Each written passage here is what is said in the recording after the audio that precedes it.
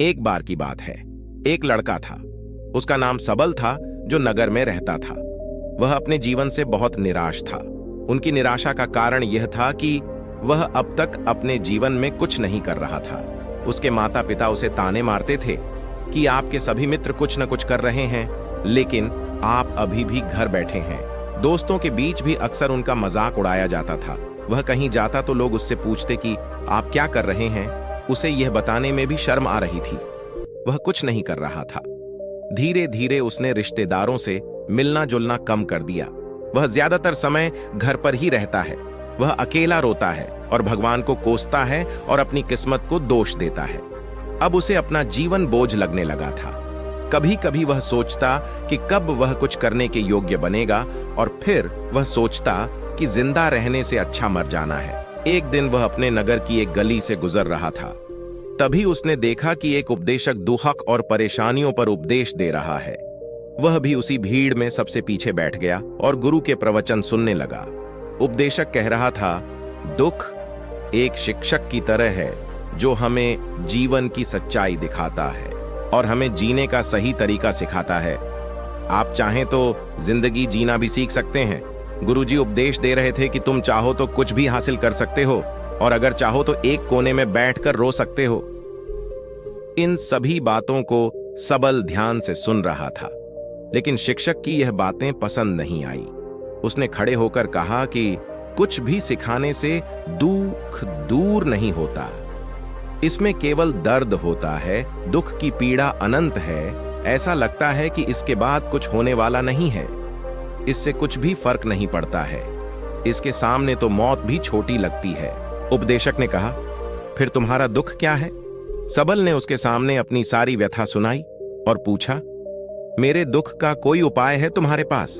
यह सुनकर शिक्षक मुस्कुराए और बोले, तुम उस दिन मेरे पास आओ जब आपके जीवन में वास्तविक दर्द हो। मैं आपकी समस्या का समाधान अवश्य करूंगा। यह कहकर गुरु वहां से चला गया। सबल ने सोचा, कहीं मेरा दुख नकली तो नहीं है? क्या मैं जिस दर्द से गुजर रहा हूं वह नकली है? मेरा दुख कोई नहीं समझ सकता। जब माँ बाप नहीं समझते तो गुरु क्या समझेगा? उनके दुखों से व्यथित होकर सबल ने एक फैसला लिया कि अब वह कुछ करेगा। सबल ने एक छोटा व्यवसाय शुरू किया, पर उसे सफलता नहीं मिल रही थी। लेकिन उसके घर वाले पूछते हैं कि क्या वह कुछ कोशिश कर रहा है? वह अपने व्यवसाय में लगा रहा और धीरे धीरे उन्हें सफलता मिलने लगी। फिर उसने गति पकड़ी और केवल 3 साल के अंदर ही वह एक बड़ा बिजनेसमैन बन गया। अब सबल के आसपास ऐसे कई लोग थे जो उसकी परवाह करता था, जो उससे प्यार करता था। अब उनके परिवार के सदस्य भी उसकी तारीफ करते नहीं थक रहे थे। दिन ब दिन उसके मित्रों की संख्या बढ़ती जा रही थी। अब वह अपनी जिंदगी से बहुत खुश था।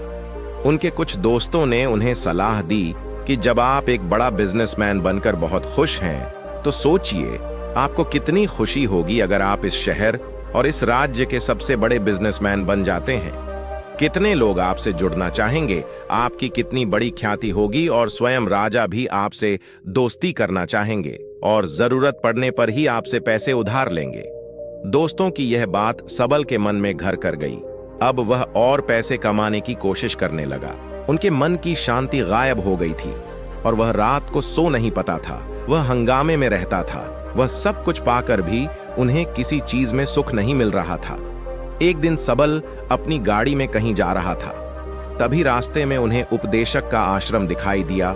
वह रुका और गुरु के पास जाकर बोला, संत, आपने मुझे मेरे पास आने के लिए कहा था जब मेरे जीवन में सच्चा दुख आता है। अब मैं बहुत दुखी हूं कि मेरी नींद हराम हो गई है। मुझे कहीं भी शांति नहीं मिल रही है। इस प्रकार सबल ने अपनी सारी समस्याएं गुरु को बता दी। गुरु ने कहा, जब तुम पहली बार मुझसे मिलने आए थे तब भी तुम किसी दुख में थे। आपने उस दर्द से क्या सीखा? सबल ने कहा कि सिर्फ सोचने और चिंता करने से कुछ नहीं होता। आपकी दृष्टि को सच करने के लिए यह कार्रवाई करता है, और सिर्फ काम करने से कुछ नहीं होता, परिणाम भी मिलना चाहिए। जब आपको लगता है कि आपका लक्ष्य हासिल नहीं होने वाला, तब राह में चाहे कितनी भी मुश्किलें आ जाएं, मन कितना भी निराश क्यों न हो, कितना भी लगता हो कि अब कुछ नहीं होने वाला है, तभी विश्वास करें, मैं जो भी कर रहा हूं उसमें अवश्य सफल होऊंगा। लोग केवल सफल लोगों का सम्मान करते हैं। कोई कितना भी अच्छा क्यों ना हो, वह हमेशा लोगों की नजरों में बोझ बने रहते हैं। यह सब सुनकर उपदेशक मुस्कुराया और बोला, जब आपके पास है तो यह वास्तविक दुख नहीं है। अपने जीवन में वास्तविक दुख आए तब मेरे पास आओ, मैं उसे ठीक कर दूंगा। सबल ने जाते समय साधु को सोने के सिक्कों से भरा घड़ा भेंट किया। घड़े को देखकर गुरु ने कहा कि यह मेरे किसी काम का नहीं है, उस पेड़ के नीचे गड्ढा खोद कर गाड़ दो। सबल ने घड़े को पेड़ के नीचे दबा दिया, जैसा कि गुरु ने बताया, और वहां से चला गया। कुछ दिनों से कारोबार ठीक चल रहा था, लेकिन व्यापार के गलत तरीके के कारण धीरे धीरे उसे व्यापार में घाटा होने लगा। उसकी सारी दौलत धीरे धीरे खत्म होने लगी, और एक दिन ऐसा भी आया जब उसके पास कुछ भी नहीं बचा और उस पर कर्ज का बोझ चढ़ गया था। परंतु वह निश्चिंत था, क्योंकि उसने अपना सारा कर्ज अपने दोस्तों से लिया था। उसने सोचा कि उसके दोस्त बुरे वक्त में उनके साथ खड़े रहेंगे, लेकिन ऐसा कुछ नहीं हुआ। जैसे ही बुरा वक्त आया, दोस्त पहले उससे कर्ज मांगने लगे। अगर उसने कर्ज नहीं लौटाया, उन्होंने उसे जान से मारने की धमकी भी दी। उनके सभी शुभचिंतक और प्रियजन उससे दूर हो गए। उसके दोस्त, जो उसके साथ मस्ती किया करते थे, अब उससे दूर भाग रहे थे। उसका परिवार उसकी गलतियां और कमियां गिनने लगा। उनकी सारी संपत्ति नीलाम कर दी गई और उसके पास कुछ भी न बचा। जब उसने अपने पिता से मदद मांगी, पिता ने कहा कि मेरे पास थोड़ी सी संपत्ति है, मैं तुम्हारी मां को क्या कहूंगा अगर मैं तुम्हें दे दूं। यह संपत्ति हमारा अंतिम उपाय है। सबल के मन में गहरा दुख छा गया। उसके आसपास कोई नहीं था जो उनके दुख को समझ सके, जो उसे संभाल सके। जनता के इस विश्वासघात के कारण वह अंदर से टूट चुका था। वह सोचने लगा कि अब जीने का क्या मतलब है, अब मौत ही मेरा सहारा है। वह आत्महत्या करने के लिए पहाड़ी पर जा रहा था। तब से उसे याद आया कि उस शिक्षक ने उससे कहा था, मेरे पास आओ जब तुम्हारे जीवन में वास्तविक दुख हो। सबल गुरु के पास गया और अपनी सारी व्यथा सुनाई, आंखों में आंसू लिए। उसने कहा, हे गुरुजी, मेरे दुख का निवारण कीजिए। गुरु ने कहा, जब जीवन में असली दुख होता है तब मेरे पास आ जाना, मैं इसे जरूर ठीक करूंगा। सबल ने कहा कि यह क्या हो रहा है, मेरी जिंदगी में अभी दुख नहीं है, तो आखिर असली दुख क्या है? गुरुजी ने सबसे कहा कि पहले आप मुझे बताओ, आपने अपने दुख से क्या सीखा? सबल ने कहा कि मैंने वह सीखा, जो लोग हमारे जीवन में आते हैं वह हमारी सफलता और प्रगति के कारण वो हमें धोखा जरूर देंगे, क्योंकि बुरे समय में वे हमारे साथ नहीं खड़े होंगे। वे अच्छे समय में ही हमारा फायदा उठाएंगे और बुरे समय में हमें छोड़ देंगे। उन लोगों पर ही भरोसा करें जो हमारे बुरे समय में हमारे साथ खड़े रहते हैं। लेकिन ऐसे लोग बहुत कम होते हैं, लेकिन जिनके पास है उन्हें उनकी सराहना करनी चाहिए, उनका अपमान नहीं करना चाहिए। मैंने कभी भी किसी के खिलाफ साजिश नहीं रखना चाहिए। अपना काम ईमानदारी और धैर्य से करें और कभी लालची मत बनो। अपने सारे दुख दर्द और अनुभव बयां करने के बाद सबल गुरुजी के सामने आंखों में आंसू ली बैठ गया। कुछ देर बाद साधु उठे और पेड़ के नीचे एक गड्ढा खोदा और घड़ा निकाल लिया, जो सोने के सिक्कों से भरा हुआ था। उसने सबल को देकर कहा, मेरे पास आओ जब तुम्हारे जीवन में वास्तविक दुख हो। सबल ने अपने शिक्षक को धन्यवाद दिया और उसे प्रणाम करके चला गया। उस पैसे से उन्होंने एक छोटा सा व्यवसाय शुरू किया। अब वह छोटा व्यापारी बनकर भी खुश हैं। उन्होंने पूरी लगन और ईमानदारी से कारोबार किया। जल्द ही वह अपने शहर का एक बड़ा व्यापारी बन गया। उनका जीवन सुख सुविधाओं से भरा हुआ था। लेकिन कोई कितना भी अच्छा क्यों न हो, लेकिन जीवन में दुख आता है तो सबल के जीवन में भी दुख आते थे। अपने माता पिता की मृत्यु के रूप में वे दोनों एक ही दिन मर गए। सबल अपने माता पिता से बहुत प्यार करता था, इसलिए उनके निधन से उन्हें गहरा सदमा लगा। वह शवों को ले गया, दोनों को श्मशान घाट ले गया, जहां अंतिम संस्कार किया गया।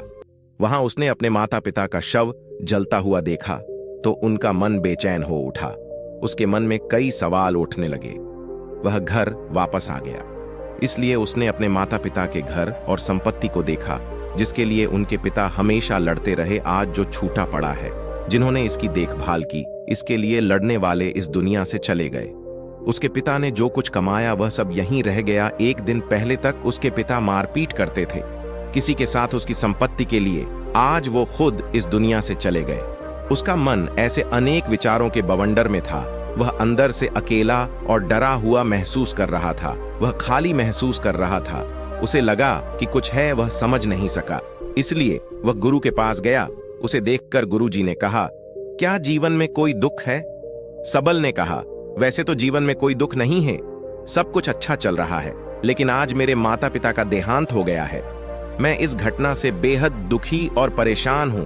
गुरुजी ने कहा, इसमें दुखी होने की क्या बात है? एक दिन सबके अपनों को मरना है। कोई न कभी जिया है और न कभी रहेगा।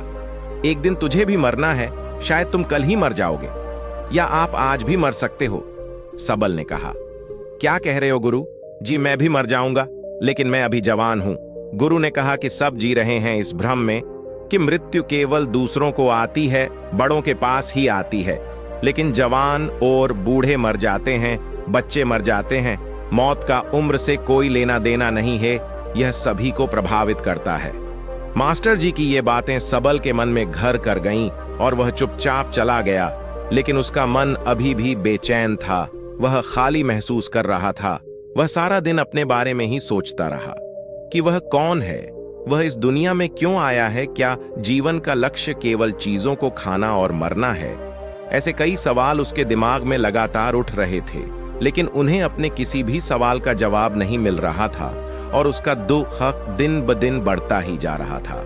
इसलिए कुछ दिन बाद वह फिर से गुरुजी के पास पहुंचा और बोला, हे स्वामी, मैं बहुत दुखी हूं, क्योंकि मैं यह नहीं जान पा रहा हूं कि मैं कौन हूं और मैं इस दुनिया में क्यों आया।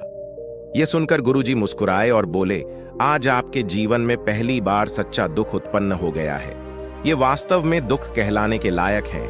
हम नहीं जानते कि हम कौन हैं, हम क्यों आए हैं, क्या करें, कैसे करना है। सबल ने अपने गुरु से कहा कि उसकी दुर्दशा दूर करो। गुरु ने कहा कि हम सभी इंसान हैं, जीवन भर संग्रह करते रहते हैं। सबल ने कहा कि सभी इंसान जीवन भर धन, सम्मान, परिवार, प्रतिष्ठा, मित्र, शत्रु आदि जमा करता है। गुरु ने पूछा, क्या हम एकत्रित की गई चीजों में से कुछ भी अपने साथ ले जा सकते हैं? सबल ने कहा, कोई भी इंसान अपने साथ कुछ भी नहीं ले जा सकता, वह सिर्फ अकेला ही जाता है। मेरे माता पिता भी अपने साथ कुछ भी नहीं लेकर गए, सब कुछ धन संपत्ति वैभव सब कुछ यहाँ पर छोड़ कर गए। शिक्षक ने कहा, अब मेरी बात ध्यान से सुनो। इस संसार में हमें जो संग्रह करना चाहिए वह हम नहीं करते। चीजें हमारे सामने होती हैं, लेकिन हम उन्हें देखने की कोशिश नहीं करते। हमें इस दुनिया में जो कुछ भी इकट्ठा करना है वह हम खुद हैं। हमें खुद को जुटाना होगा, ताकि जब हम मरें तो हम एकजुट हो सकें और खुद को पहचानने में सक्षम होने के लिए हम अंदर बंटे हुए हैं। हम प्यार, नफरत, गुस्सा, ईर्ष्या में बंटे हुए हैं। क्रूरता, धन, स्थिति, प्रतिष्ठा, सम्मान, पहचान, धर्म, जाति, सैकड़ों हजारों ऐसी चीजों और इच्छाओं में हम विभाजित हैं और टुकड़ों में जीवन जी रहे हैं। इस विभाजन के कारण हमारी चेतना कभी एक नहीं हो सकती।